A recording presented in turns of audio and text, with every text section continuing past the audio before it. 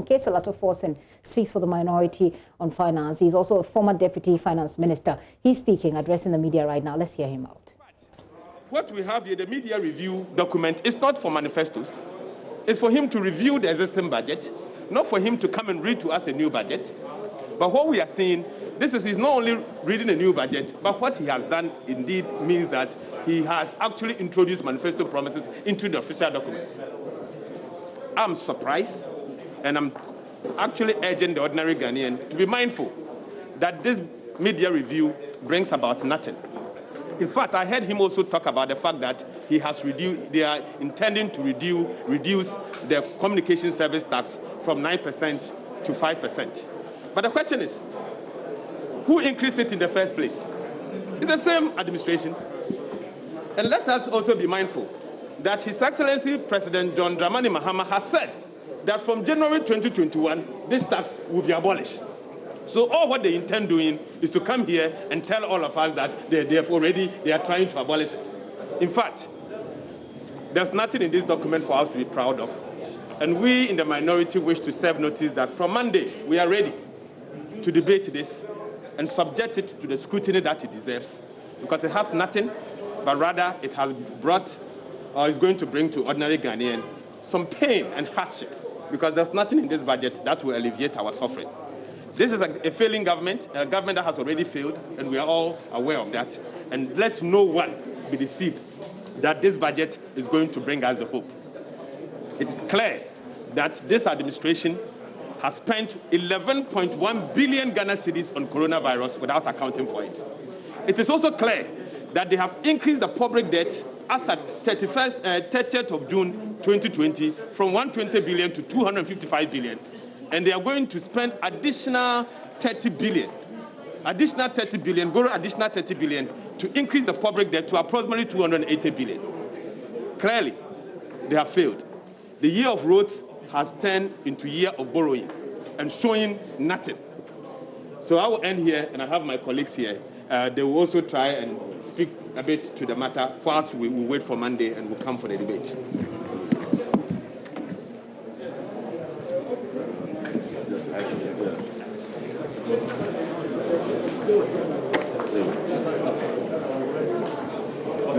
You have to sanitize the spirit. Ladies and gentlemen, when you put the finances of your country in the hands of people who are clever thieves, that is what you see today. I feel very, very, very sad as a Ghanaian sitting there and listening to the minister, and with my trained professional eyes, seeing the attempt to plunder away and steal our national resources and finding a way to cover for it. First, I want those of you who have this document, when you get it, to go to paragraph 444. Paragraph 444 of this document. And you will find, that is page, I think, 59. You will find requests for approval of supplementary estimates.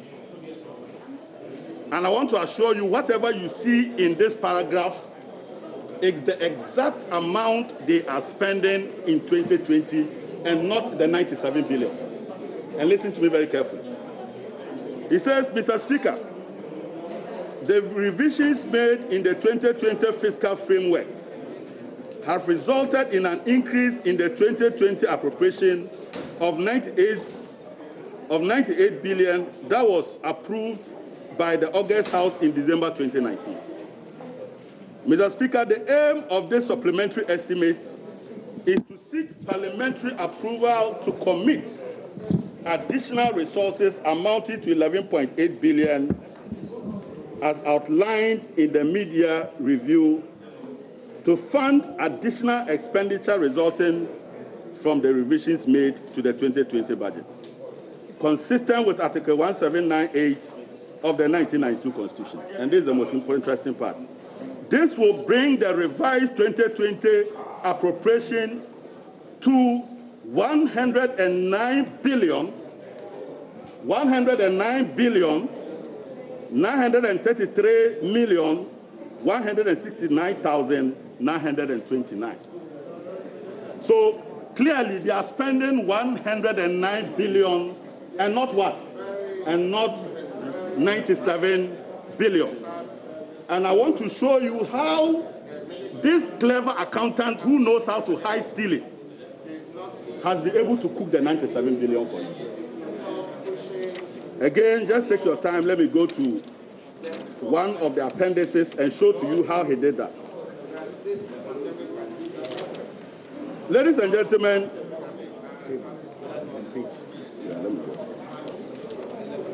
if you look at, I think if you look at page 108, there is an appendix 3A, and this is the appendix. I want you to take your time and study that appendix. That appendix shows us how we are going to finance the deficit. Are you understand what I'm saying? It is showing us how we are going to finance the deficit.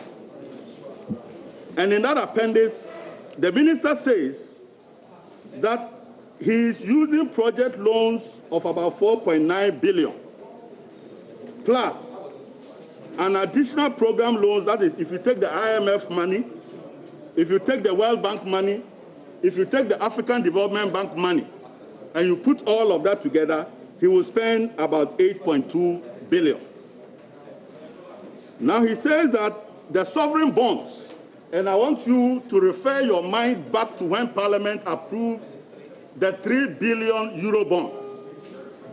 The 3 billion euro bond that was approved, it was quite clear that $2 billion of that money will be spent on what? On the budget, to finance the deficit. If you look at his own calculation of the numbers, that already gives you about 12 billion.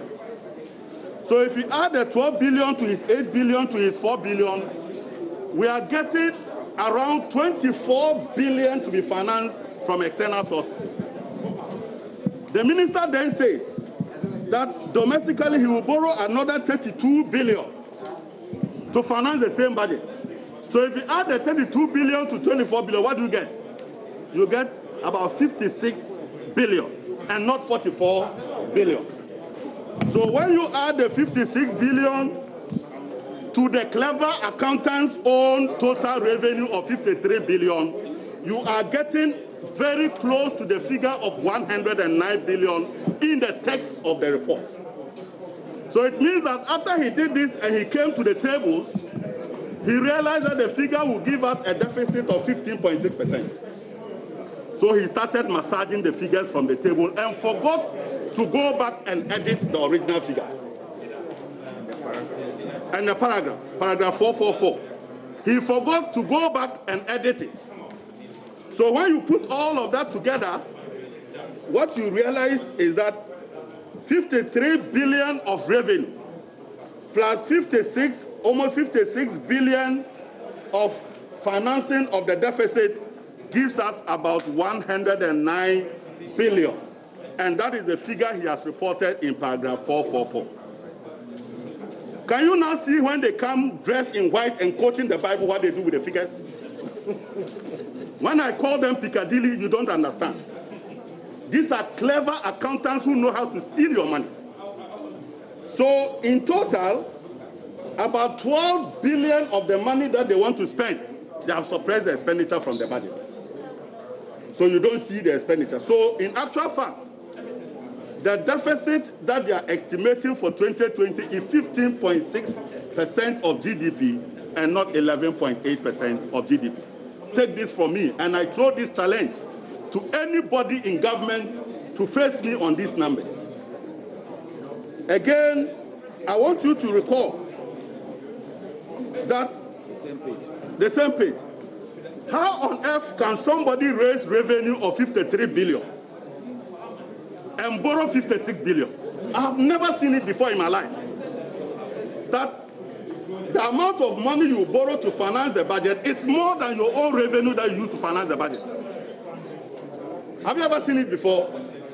That you have a revenue, you go and borrow more than the revenue to finance the budget. It's equivalent to just stealing and borrowing and taking the money away. Now, the next thing is, if you are spending 56 billion, where is the money going? A very critical question of where is the money going. I thought that the money would have possibly gone into financing what he called, his phantom hospitals. So immediately I saw it, I thought that we were going to finance a lot of hospitals today. Now he tells us in his supplementary estimates that he's spending only 600 million Ghana cedis on hospitals. 600 million out of 56 billion borrowed. Only 600 million is going into hospital projects. So Nanado Dankwa Akufo-Addo and Ken Ofori-Atta and your family, what is our crime?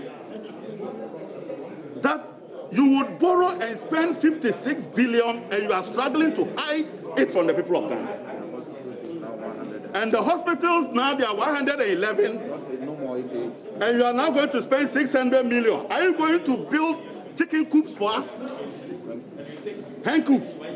The one he's building in Kofodia is 70-something million euros. Is that not it? How much is 70 million euros for one hospital? That's about almost 250 or 200 million cedis. So it means that the 600 million can only build 3 hospitals, if they can even build all of them in 1 year and pay for them. So where is the money going? I beg the people of Ghana, they are going to steal 56 billion of our money before they exit office. And if you don't get them out in 2021, they will complete and collapse this country before they exit anytime soon. So let's make sure that this does not happen to the people of Ghana. Sure. Ladies and gentlemen, I also found something very, very interesting. The minister, when he was trying to list the things that he will be spending the supplementary appropriation on, you say you are coming for supplementary appropriation of 11.8 billion. And you can't even tell us what you are going to use the money for. Look at the things he mentions here. He says, COVID-19 preparedness plan, 1.34 billion. He says health infrastructure, agenda 11, 600 million. He says allowance of 50% for basic salary of frontline workers, 80 million. He says sanitation, market fumigation, 50 million. He says support to household, food packages, the food that we eat, 44 million. He says that he will spend relief for payment of water bills, 500 million. Then relief for payment of electricity, 1.1 billion. Now he says that he will give loans to micro, small, about 129. The total amount of money out of the 11.8 billion he is able to account for in this document amounts to only 5.3 billion. Not even half of the money he wants. So how on earth can you be coming for supplementary budget of 11.8 billion? And you don't know what you are going to use it for. Now he's going to sleep over it. Think about the lie he will come and tell the finance committee and then get 11.8 billion. But as at the time he was coming here today, he only has expenditure to the tune of 5.3 billion, and the minister is asking for 11.8 billion. Ghana is in very, very dangerous times. And I want to urge the people of Ghana, come December 2020, to put an end to this collaborative stealing of our public funds, the cooking of financial data to hide the true state of our affairs, and to warn His Excellency John Dramani Mahama that 2021 is not going to be a tea party. It is going to be the beginning of the hard task of restoring the financial stability and the financial health of our country. And for the people of Ghana to know the true state, no wonder they want Domlebo out, because Domlebo will not allow this nonsense to happen. And we in the NDC are willing and ready to fight them till the end. And I want you, the press, to get access to this document and go through all that I have shown you. And you will notice that when the minister was accounting for the half year, that is January to June, he showed that the total amount of Eurobond money was 17.560, which is the 3 billion. He showed that he had spent about 5.2 billion, which is the 1 billion for amortization, which we approved. So actually that shows that he had already spent close to 12 billion on the budget. Now the minister comes to give us account for 2020, and the 12 billion you have already spent now reduces to 2 billion. When you spend money, do you get it back? Do you get it back? So that is the most clever accountant that I have ever seen in my entire life.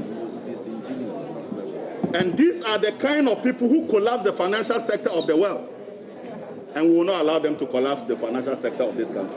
The Piccadillys must live with their white shirts and their unacceptable quote of the Bible when they do very nasty things in the dark. Thank you very much. Thank you very much.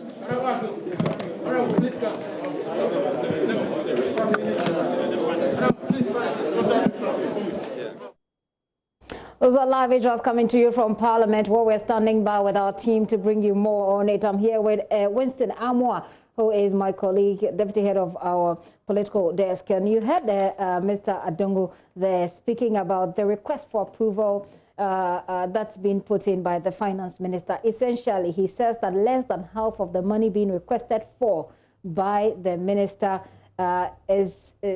more than half is not accounted for. Essentially, he says the minister is requesting for 11.8 billion, but 5.3 billion of that amount is the only part that the minister is accounting for in this review that he just presented. Winston, let me take you back to the highlight for you from this review. Exactly. So, I mean, I was talking about the provision of free electricity for 6 months for lifeline consumers. It's okay, water for 3 months, not a bad one. But also for me, let me just let you break it down, the lifeline consumers, so that we all get it right. So lifeline consumers, those who consume between 1 to 50 units of electricity. Okay. So those are the lifeline consumers. So if you're home, don't be in a hurry to feel like you're, you need to figure out if you're part of the lifeline consumers. And the lifeline is actually about 1 to 18 Ghana cedis. Okay. If you consume more than that, you'd have to pay. So practically speaking, what are the things you can be using on this sort of electricity?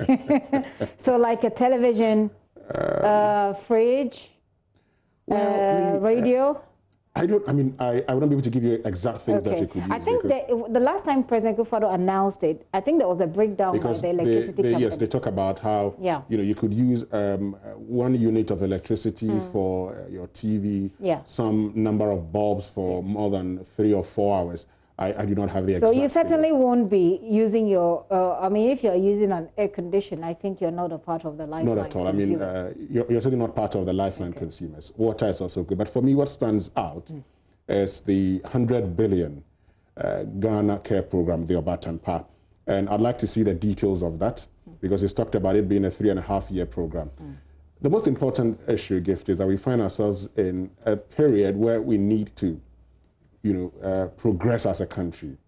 Yes, we're going to be having some form of a stagnation. We're reviewing our growth rate from about 6.8% to less than 1%.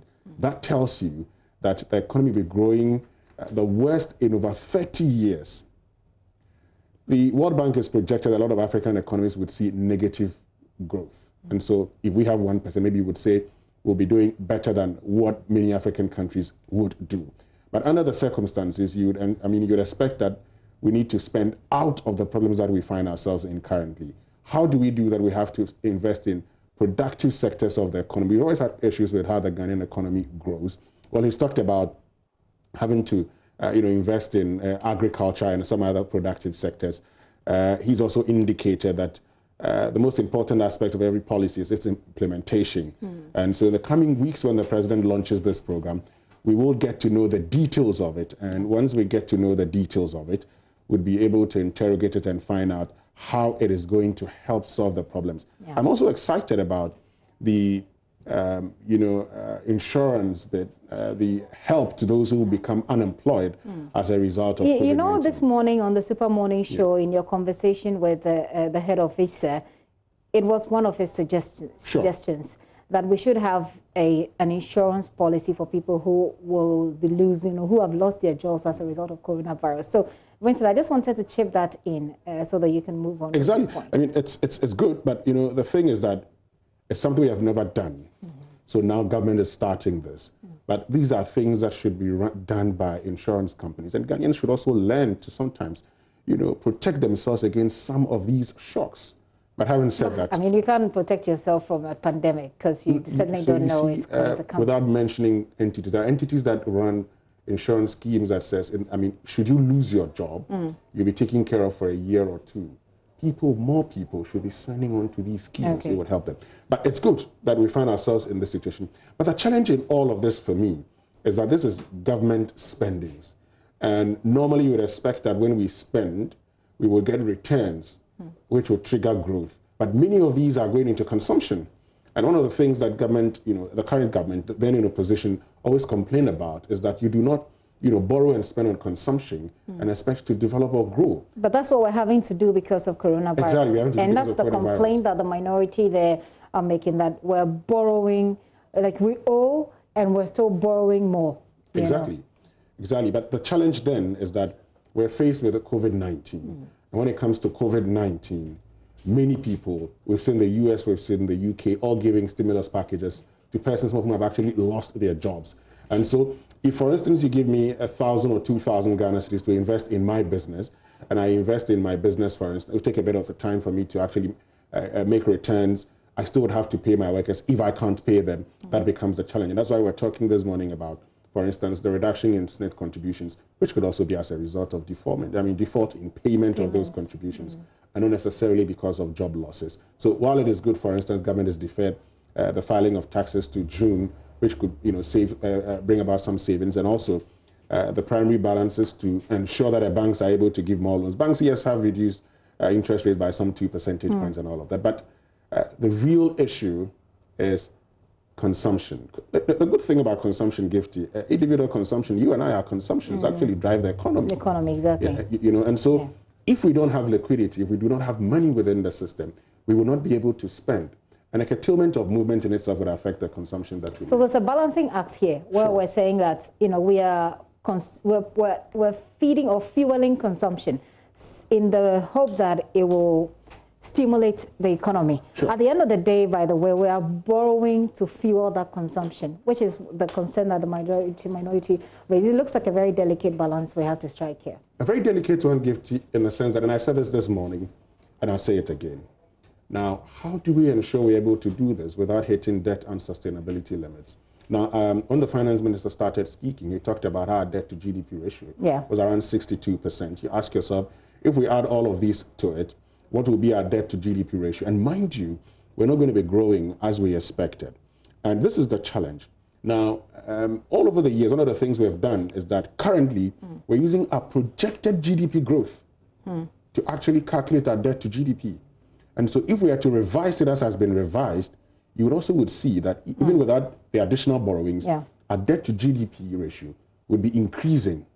Can we sustain it if our primary balance hits the deficit? Can we sustain it? All right. So a bit of a technicality there for you, but don't worry. We always break it down. But we need to get the understanding of that technical bit as well. But Winston, let me wrap up with you. I want you to tell me your thoughts on the extent to which this review addresses the problems that COVID-19 has created for us as an economy. I mean, how do you see it? Of course, we don't have a lot of details at the moment. If you talk about the Batampa Fund, for example, like you're saying, we need to wait for its launch to see the details. Who is it? Where is it going to? How exactly is it going into the system for us to see the impact it will have on the problems created by COVID-19? But if you listen to all that we've said, I mean, the water, electricity, in fact, there's a trainee allowances that have been restored, 2 million, extension of free meals in schools. Of course, schools are on break at the moment. Monies that have been invested in Zongo development, etc. When you look at all of these put together, to what extent do you think they actually can address the problems that COVID-19 has created for us? You know, I was actually smiling at your question, but the mask is such that you won't see my smile. Okay, we see it in your eyes. You know, but you see, the challenge of COVID-19 is that it's affected the disposable income of a lot of people. Government in itself has told all of us how its revenue targets have had to be reviewed. The finance minister has told us today that, you know, our revenue targets would see a reduction of 13.6 billion. And our expenditure is increasing also by 11.7 billion. What that tells you is that on the surface of it, things are not going on well. Okay. And government expenditure is what normally triggers the Ghanaian economy. Now, if I listen to all the things that the finance minister has said, one of the things I would say is that, one, there's been a reduction of the communication service tax. As much as we wouldn't see its impact, you know, it wouldn't be so huge. When it was increased by 50% from 6 to 9%, we saw it because there had to be a change in telecommunication tariffs. So a reversal would also restore that. What that means is that the amount that you were spending earlier, you're not going to spend it. If government says we're going to be taking care of some people, we're going to be giving them some insurance packages, those who have lost their jobs, what it means is that those who could have become worse off and create a national security challenge for the country would be taking care of the government. Hopefully. You know, the economy, apart from the fact that it solves our bread and butter issues, also creates a security issue. When people do not have jobs, the next thing they might resort to is crime, because like I've always insisted, people certainly would want to eat. So that also would help solve some of those challenges.